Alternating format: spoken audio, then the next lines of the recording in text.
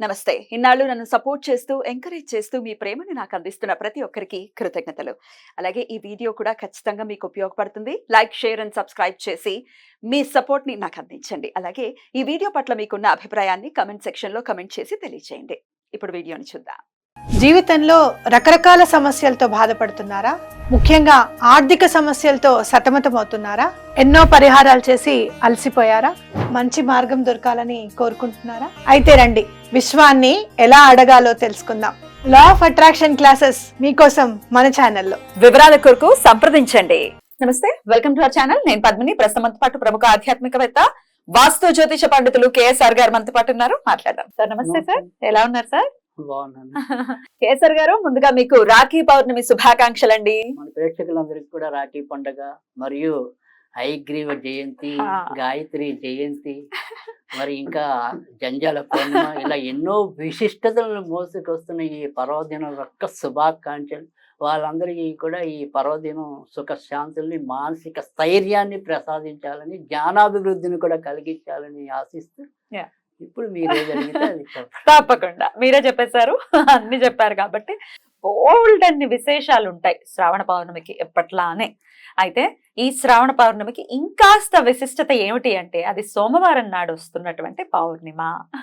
చంద్రుడికి సంబంధించిన రోజే సోమవారం, ఆ రోజే పౌర్ణిమ రావటం అంటే సకల కళల్ని సంతరించుకుని ఉంటాడు కాబట్టి చంద్రుడు ఆయనకి ప్రీతికరమైనటువంటి రోజున వస్తున్నాడు కాబట్టి మరి ఎలా ఆ రోజును వినియోగించుకోవచ్చు? హయగ్రీవ జయంతి.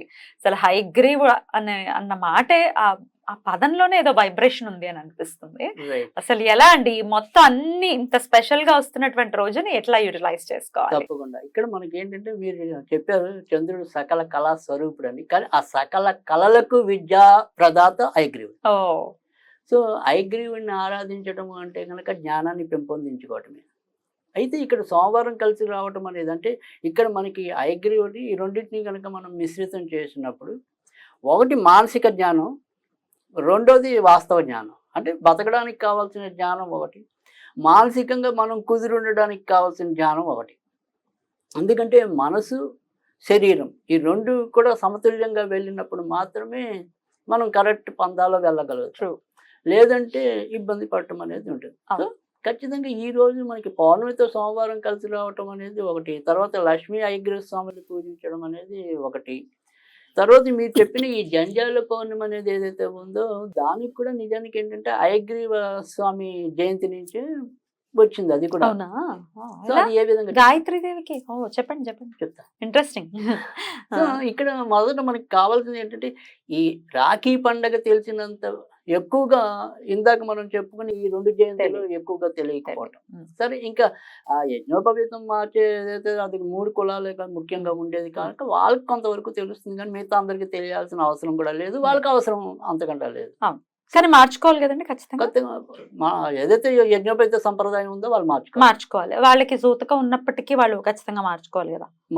మార్చుకోవాలి. ఇంకా వేటికి సంబంధం లేదు, యజ్ఞోపవీతం ఉన్న వాళ్ళు మార్చుకోవాలి.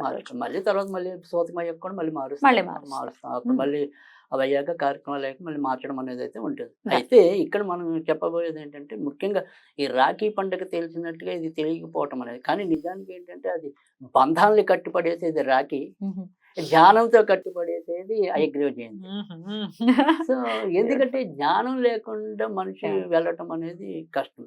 ఇక్కడ మనకి ఏంటంటే ఆయన జ్ఞానానికి మూలం శాస్త్రం, శాస్త్రానికి మూలం వేదం, ఆ వేదాలకు అధిపతి హయగ్రీవుడు. సో ఇక్కడ మనకి ఏదైతే మనకి అంతకుముందు కూడా ఈ వేదాలని రక్షించడానికి ఎలాగైతే విష్ణుమూర్తి మత్స్యావతారం దాల్చడం కానీ ఇలా వివిధ ఏవైతే ఉన్నాయో అవతారాలు, వాటిలో మనకి ఏంటంటే దశావతారాలు హయగ్రీవుడిని చేర్చినప్పటికీ కూడా హయగ్రీవ అవతారంలోనే వేదాలని మళ్ళీ రక్షించి బ్రహ్మకి అప్పచెప్పాడు అని చెప్పి. దొంగలించినటువంటి అసురుడు, అదే అసురుడి పేరు కూడా కొంతమంది అది పూర్తిగా ప్రామాణికం కాదు, కానీ హయగ్రీవుడు అనే రాక్షసుని వధించి ఈయన హయగ్రీవుడు అయ్యాడు అని చెప్పి చెప్తూ ఉంటారు. తర్వాత మధుకైటబల నుంచి రక్షించి కూడా ఆ మధుకైటబలను సంహరించడం కోసం హయగ్రీవ అవతారం దాల్చాడు అనేది ఒక కథనం. ఇంకా మరొక కథనంలోకి వచ్చేప్పటికి ఏంటంటే ఈయన దానవులతో అలసిపోయి తన యొక్క వింటినే ఇలా పెట్టుకుని నిద్రిస్తున్నప్పుడు పొరపాటున ఆ యోగ నిద్ర నుంచి అప్పటికి బయటకు రాకపోతే ఆ వింటిని కలిపితే అదేమో ఈయన శిరస్సుని ఖండించిందని. అప్పుడు వాళ్ళిద్దరు దానవులు వాళ్ళు మదన పడి ఆయనకి ఈ గుర్రం తలకాయని అంటించారని చెప్పి. కానీ ఇక్కడ మనకి ఈ ఏవైతే పురాణాలు ఉన్నాయో అంటే మనకి అంత క్రితం కూడా వారాహిదేవి మీద ఒకసారి చర్చ వచ్చింది కదా.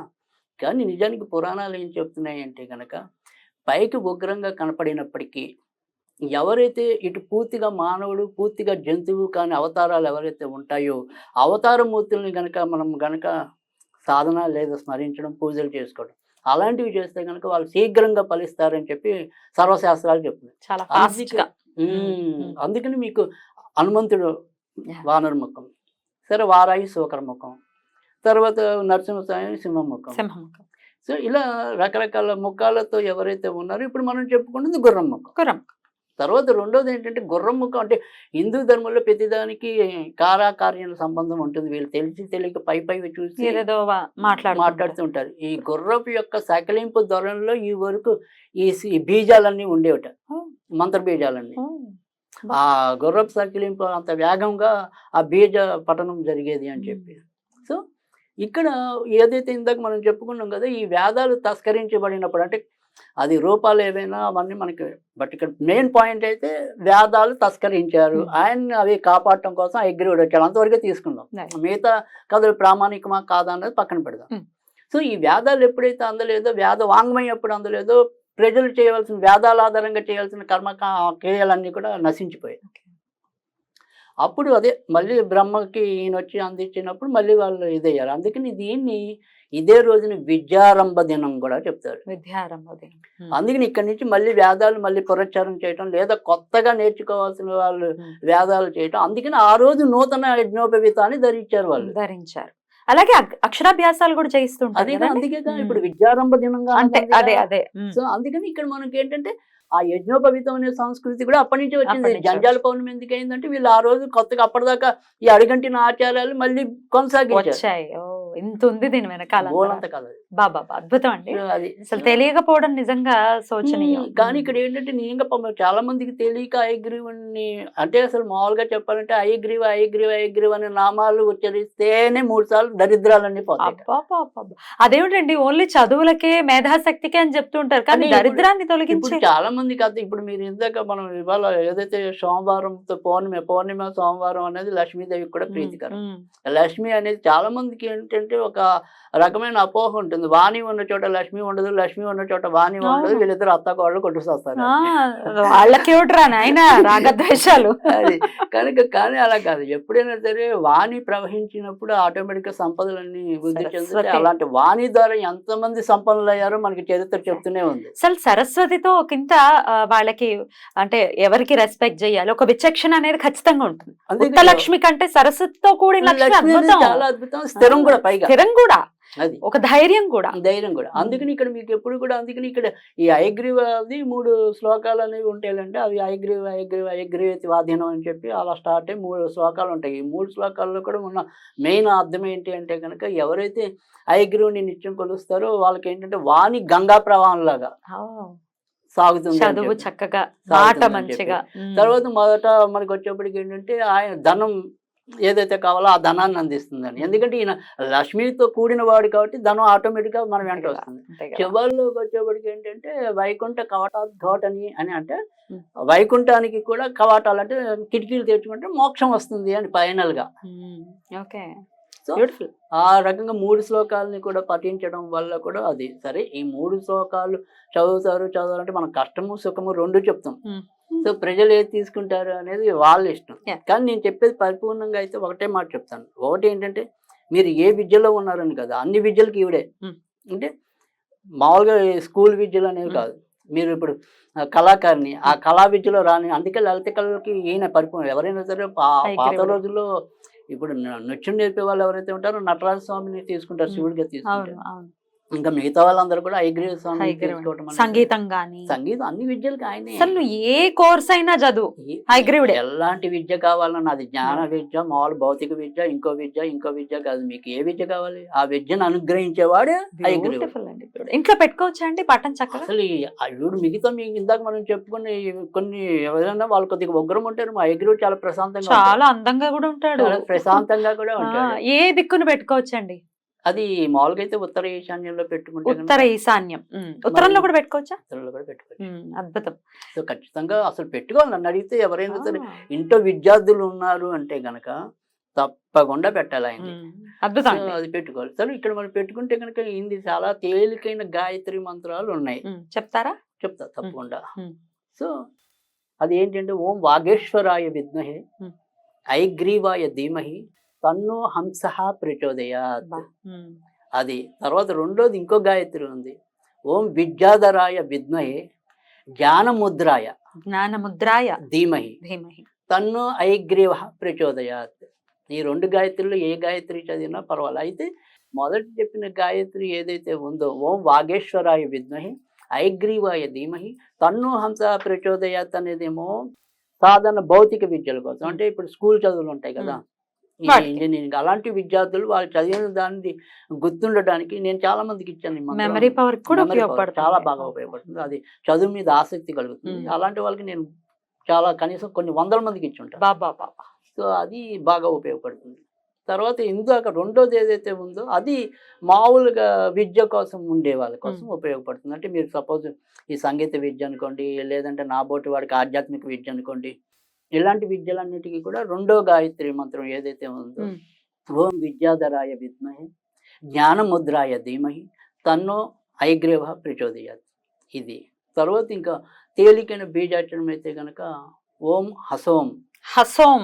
రైట్, అరే భలే ఉంది. ఓం హసోం. ఓం హసోం ఓం హసోం ఓం. అనుకున్నా కూడా హైగ్రీవుడ్ అనుగ్రహం ఉంటుంది. ఐగ్రీవ యొక్క అనుగ్రహం అనేది ఉంటుంది. పిల్లలకు కూడా చక్కగా చదివించడానికి ఇంకా ఈజీ ఇది. విద్యార్థులందరికీ కూడా చాలా మందికి ఇప్పటికీ నేర్పే సంప్రదాయం అయితే ఉంటుంది. ఈ శ్లోకం కూడా చాలా పవిత్రమైనది, ఆచరణీయం అనేది చాలా మందికి తెలిసినది. ఏంటి అంటే జ్ఞానానందమయం దేవం నిర్మల స్ఫటికాకృతం ఆధారం సర్వ విజ్ఞానం అయగ్రీవ ఉపాసనయే. Right. ఈ పద్యాన్ని కనుక ఈ శ్లోకం చదువుకున్నట్టయితే తప్పకుండా విద్యలో రాణింపు అనేది వాళ్ళే చూస్తారు. వాళ్ళ మెమరీ పవర్ అనేది తప్పకుండా ఇంప్రూవ్ అవుతుంది. అంటే ఆ గుర్రం అంటేనే ఒక వేగం.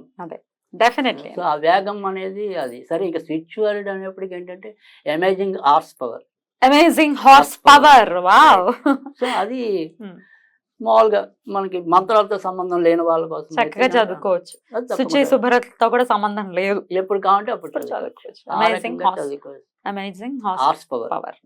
సో ఇది మీకు తప్పకుండా వాళ్ళకి అది ఆ రకంగా కూడా ఉపయోగపడుతుంది. అంటే ఎప్పుడైతే మనకి ఏంటంటే విద్య రావటం వేరు, ఆ విద్య అది ఏమంటాం ఒక స్పాంటేనియస్ గా ఉపయోగపడటం అనేది వేరు. స్పాంటేనియస్ గా ఉపయోగపడాలి, గుర్తుండాలి గుర్తుండాలి కదా, టక్ మనం ఆసక్తి చెప్పగలగాలి, రావాలి. అది ఎగ్జామ్ లో రాయగలగాలి. కర్ణుడిలాగా అయిపోతే కష్టం కదా. కదా అందుకని ఖచ్చితంగా మీకు ఐగ్రీవ ఆరాధన అనేది, పైగా నేను అనేది ఏంటంటే ఇటు ఈ సాంఘిక మాధ్యమాలు అండి ఏదైనా అండి రక్షాబంధనానికి మనం ఎంత ప్రాముఖ్యత కల్పిస్తున్నామో ఈ ఐగ్రీవ ఆరాధన అనేది కూడా ఖచ్చితంగా ఆ ప్రాముఖ్యత కలిగించినప్పుడు ఏంటంటే మనకున్న ఈ పురాణ వాంగ్మయం ఏదైతే ఉంటుందో అది నశించిపోకుండా ఉంటుంది. సో ముందు ముందు కూడా అది ఎంతో కొంతమంది ఇప్పుడు కనీసం ఒక 10 మంది ఇద్దరు ఆచరించారు అనుకుంటే ఆ ఇద్దరు మోసుకెళ్తున్నట్టేగా. సో అలా మోసుకెళ్లాలనేది నా ఆకాంక్ష. అదే చాలా అద్భుతంగా వివరించారు. తెలుసుకోవాల్సినటువంటి విషయము. చదువు కోసం చదువులు ఎంత వెనక్కి సోమవారం వచ్చింది అది. తప్పకుండా చాలా అద్భుతంగా వివరించారు సార్. కృతజ్ఞతలు. మరొక్కసారి మీకు రాఖీ పౌర్ణమితో పాటు హయగ్రీవ జయంతి శుభాకాంక్షలు తెలియజేస్తూ నమస్కారం అండి. మీకందరికి కూడా కృతజ్ఞత.